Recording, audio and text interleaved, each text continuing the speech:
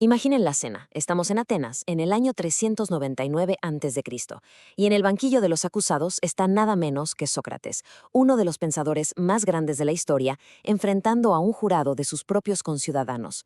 ¿El cargo? Un crimen capital. La gran pregunta es esa. ¿Por qué? ¿Por qué la cuna de la democracia querría condenar a su ciudadano más sabio? Para encontrar la respuesta, vamos a meternos de lleno en su legendario discurso de defensa. A ver, lo primero que hace Sócrates al tomar la palabra es algo genial. Reconoce lo buenos que son sus acusadores. Dice que sus discursos son tan elegantes y persuasivos que por un momento casi lo convencen a él mismo de que es culpable. Pero ojo, después de admitir eso, le promete al jurado algo completamente diferente. Nada de frases bonitas ni retórica ensayada. Él solo les va a ofrecer la verdad. Así, simple y sin adornos, dicha como él habla todos los días en la calle. Y aquí es donde la cosa se pone interesante. Sócrates dice que para entender por qué está ahí, hay que mirar más allá del tribunal. Su verdadero miedo no son los hombres que lo acusan formalmente, sino un enemigo mucho más viejo y mucho más peligroso: el rumor, la calumnia. Fíjense, él separa a sus enemigos en dos grupos. Por un lado, claro, están los nuevos acusadores, los que firmaron la denuncia. Pero el verdadero problema, dice él, son los viejos acusadores, un montón de gente anónima que por décadas ha esparcido chismes sobre él, envenenando la mente de los atenienses desde que eran niños. Y estos rumores, que hasta salían en obras de teatro, lo pintaban como una especie de sofista raro, que se la pasaba investigando cosas raras y que, para colmo, no creía en los dioses. Una caricatura que, según él, no podía estar más lejos de la realidad. Ok, pero ¿de dónde salió toda esta mala fama? Tuvo que empezar en algún lado, ¿no? Bueno, Sócrates nos lleva al momento exacto en que todo comenzó. Una visita que hizo su amigo Querefonte al lugar más sagrado de toda Grecia. Querefonte fue ni más ni menos que al oráculo de Delfos y se atrevió a hacerle una pregunta muy directa al dios Apolo. La pregunta fue, ¿hay alguien más sabio que Sócrates? Y la respuesta de la sacerdotisa fue una bomba. No, nadie era más sabio que él. Esta noticia, lejos de inflarle el ego, a Sócrates lo dejó totalmente desconcertado. Él sabía perfectamente que no tenía ninguna sabiduría especial. Entonces, ¿a qué se refería el dios? No podía ser una mentira, así que sintió que tenía la obligación divina de investigar, de tratar de descifrar ese enigma. Y así fue como se embarcó en su misión. Una especie de odisea personal para encontrar a alguien que fuera más sabio que él. Su meta, en el fondo, era poner a prueba la palabra del dios, y quizá, solo quizá, demostrar que el oráculo se había equivocado.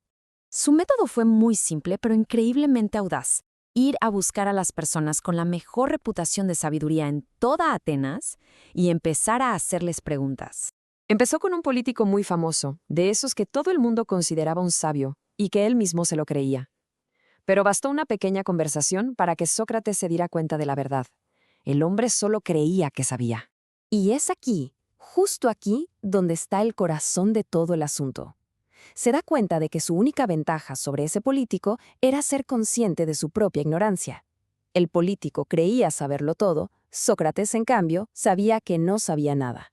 Y bueno, este mismo ejercicio lo repitió con los grandes poetas y con los artesanos más hábiles, y se topaba siempre con lo mismo.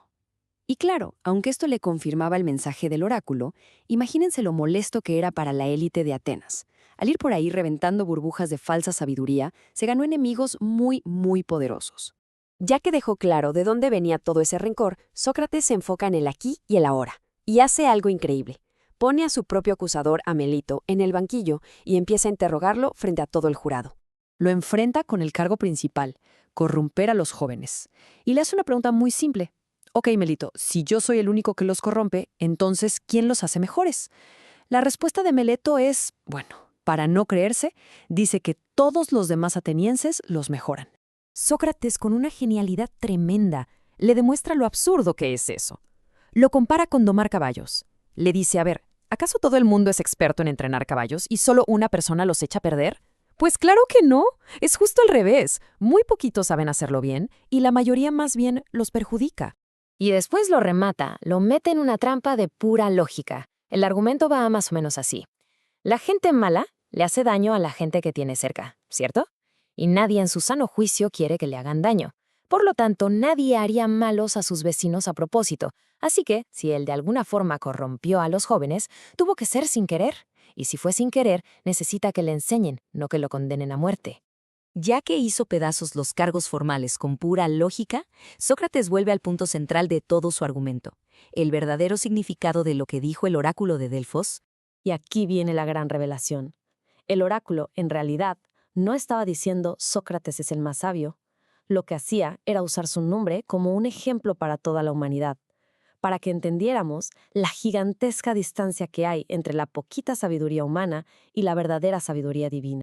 Y esto es la famosa sabiduría socrática. No se trata de cuántos datos te sepas o de sentirte superior. Se trata de algo mucho más hondo, de reconocer de verdad los límites del propio conocimiento, de saber que no sabes.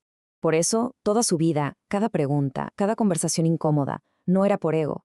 Era, según él, un servicio al Dios, una misión para desenmascarar la soberbia y obligar a la gente a examinar su propia vida.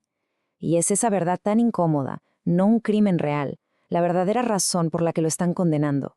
Al final nos deja con esta pregunta, que es su verdadero legado y un reto que sigue resonando hasta hoy. Entre la persona que es consciente de que no sabe nada y la que cree saberlo todo, ¿quién vive en la verdadera ignorancia?